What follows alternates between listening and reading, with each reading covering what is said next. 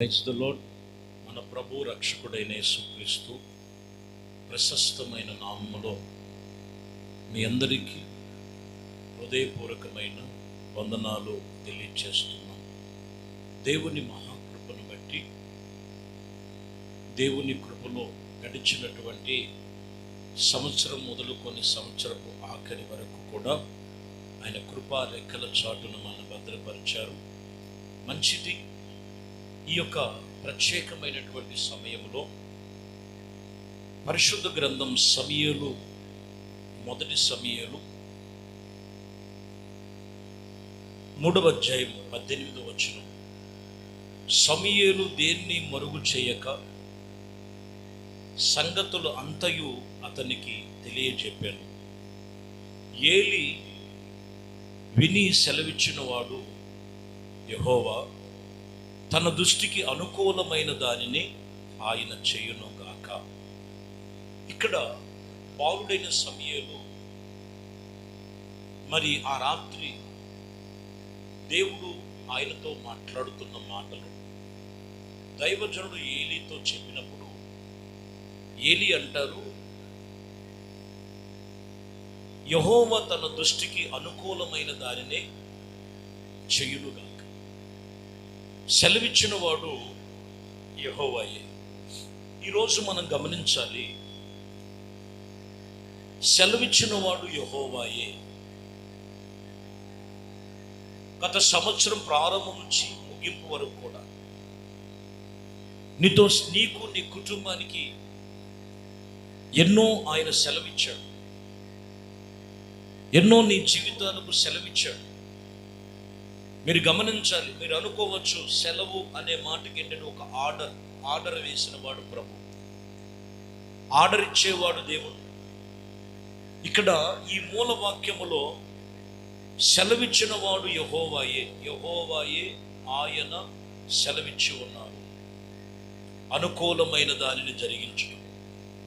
కొన్నిసార్లు కొన్ని ప్రతికూలతలు జరిగినాయి, కొన్ని వ్యతిరేకతలు వచ్చినాయి. అంటే కొన్ని మనిషి జీవితంలో దేవుని సన్నిధిలో ఉండవలసిన రీతిగా తీసుకోవలసిన తీర్మానాలు లేకపోవటం వలన వారి జీవితంలో నెరవేర్పు జరగట్ల. ఈరోజు మూలవాక్యములో సెలవిచ్చిన వాడు యెహోవాయే.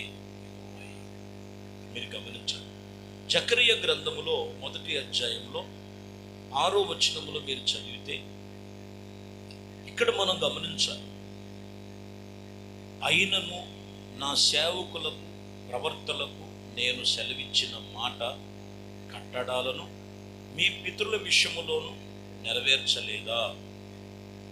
ఇదిగో ఇక్కడ గమనిస్తే సేవకులతో చెప్పారు, పితరులైనటువంటి అబ్రహాం, ఇస్సాకు, యాకోబులతో పితరులతో ప్రమాణం చేశారు, అవన్నీ కూడా నెరవేర్చలేదా?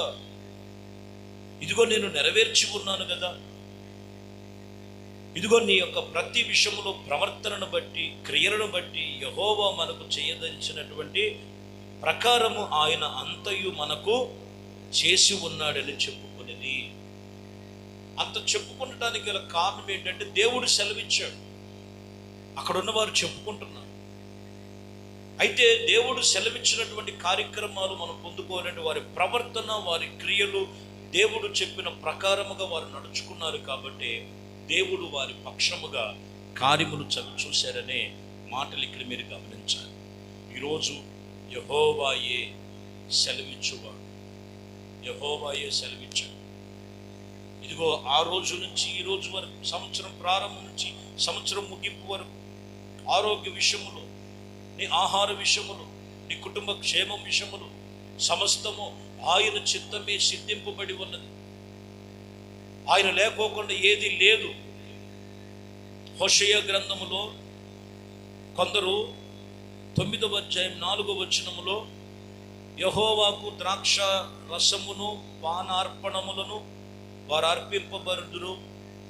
ఇదిగో బయలుదేరి ఆయనకు ఇష్టము లేనిది వారు ఆహారముగా పుచ్చుకొనున్నందున ప్రాలాపముగాను చేయువారుగా ఆహారము వలగాని దాన్ని భుజించటం వారందరూ అపవిత్రమైనదిగాను తన ఆహారము తనకు సరిపోయినదని అనుకున్నారు, కానీ అది యెహోవా మందిరమునకు రాదని చెప్పారు.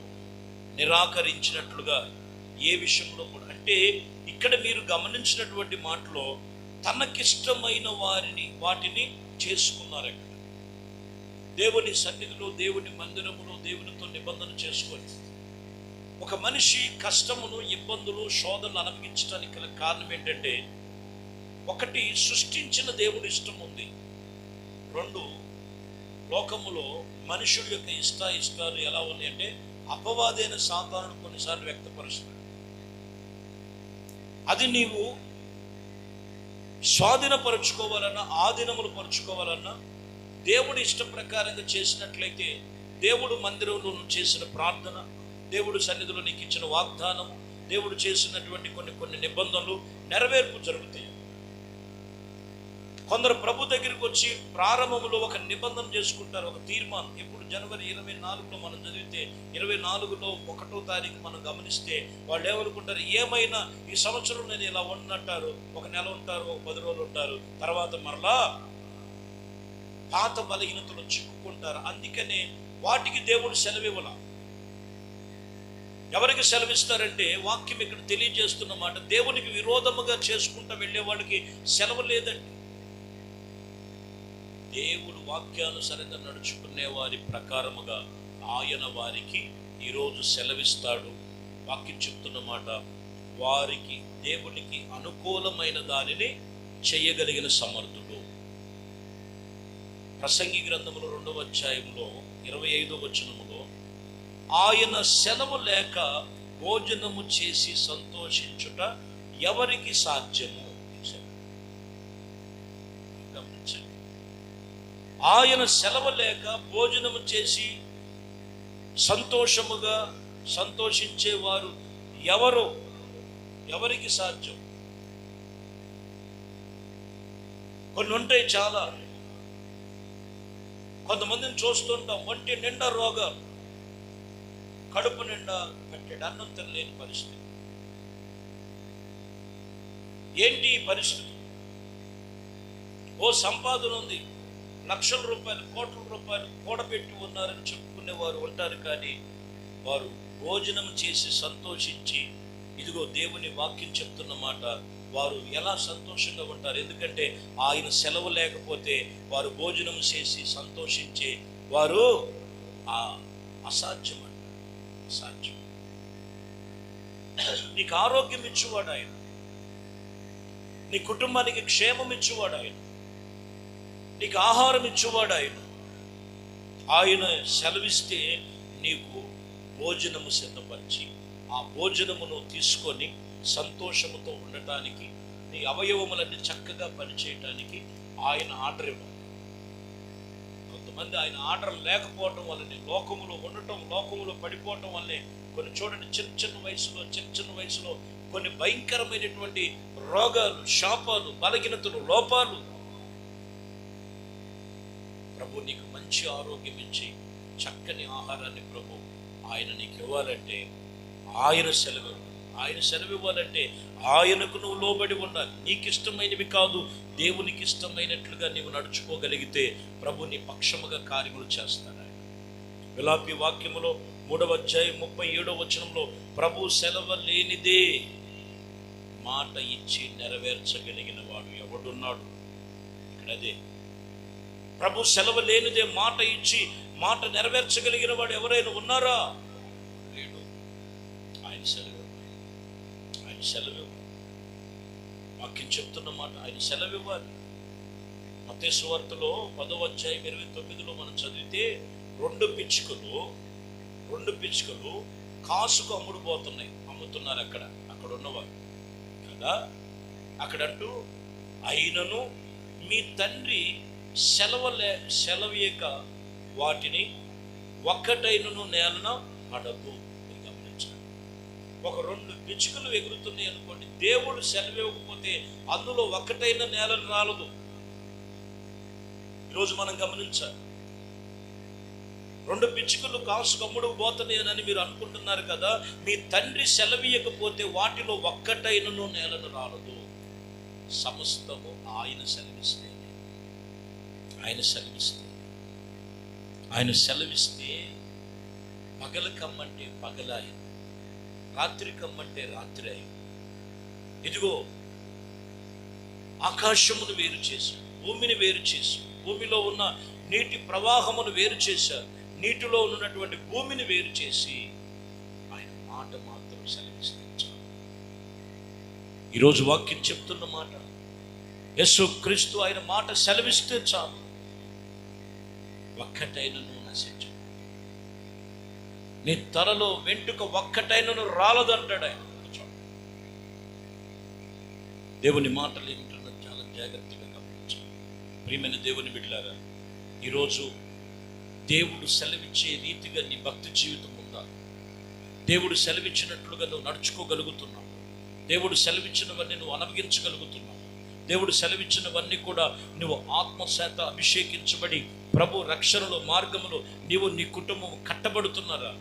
చాలా జాగ్రత్త. ఆయన కాదంటే మాట ఇచ్చి నెరవేర్చేవారు ఎవరు లేవు, ఆదరించేవారు లేరు, ఓదార్చేవారు లేరు, సమాధానం ఇచ్చేవారు లేరు. దేవుడే నీకు సమాధానకర్తగా ఆయన నీకు సెలవిస్తాడు, ఆయన నీ కార్యము జరిగిస్తాడు. దేవుడి మాటలన్నీ నీ జీవితంలో నిశ్చయముగా నెరవేర్చుకున్నాను యెహోవా సెలవిస్తున్నాను. వాక్యము చేత నీవు ఎంతగా ఆత్మీయతలు కట్టుకుంటున్నావు ఒకసారి జ్ఞాపకం చేసుకో. ఈ చివరి సంవత్సరం ఆఖరి దినాలు ఒక తీర్మానించి కళ్ళు మూసి ప్రార్థించాలి. పరిశుద్ధుడా, ప్రేమ కలిగిన తండ్రి, దయగలిగిన మా ప్రభువు, 2024 జనవరి నుంచి ఈ చివరి డేట్ వరకు మీరు ఎన్నో మా జీవితాల్లో సెలవించారు. సంతోషము లేని చోట సంతోషం, ఆరోగ్యము లేని చోట ఆరోగ్యం, ఐక్యత లేని చోట ఐక్యత, ఆత్మీయతలో ఉన్న ఆత్మ సంబంధం, సంఘములో సహవాసం, మేము మా కుటుంబాన్ని నడిపించాము. గడిచిన సంవత్సరాలు, గతించిపోయిన దినాలలో మీకు విరోధముగా వ్యతిరేకంగా ఎక్కడైనా మేము ప్రవర్తించామేమో మమ్మల్ని కృపతో జ్ఞాపకం చేసుకో. మీరే ఆజ్ఞాపించండి. వాక్యము చేత మీరు ఆజ్ఞాపించారు. ఆ వాక్యమును బట్టి చక్కగా ప్రవర్తన కలిగి ఆత్మీయతలో చక్కగా జాగ్రత్తగా నడుచుకొని పరిపూర్ణమైన పరివర్తన చెంది యేసుక్రీస్తు నామములో నిశ్చయముగా ప్రతి ఆత్మను రక్షించబడి క్రీస్తు కొరకు అయా మీలో లోబడి పాత జీవితాన్ని తొలగించి, రోత జీవితాన్ని తొలగించి, వ్యతిరేకమైన జీవితాన్ని తొలగించి మీ మాటకు లోబడేటువంటి తత్వం ప్రతి ఒక్కరికి దయచేయమని ఘనత మహిమా ప్రభావాలు మీకే పొందు యేసుక్రీస్తు నామములో ప్రార్థించి వేడుకొనుచున్నాము తండ్రి, ఆమేన్. ప్రభు మిమ్మల్ని దీవించి ఆశీర్వదించు.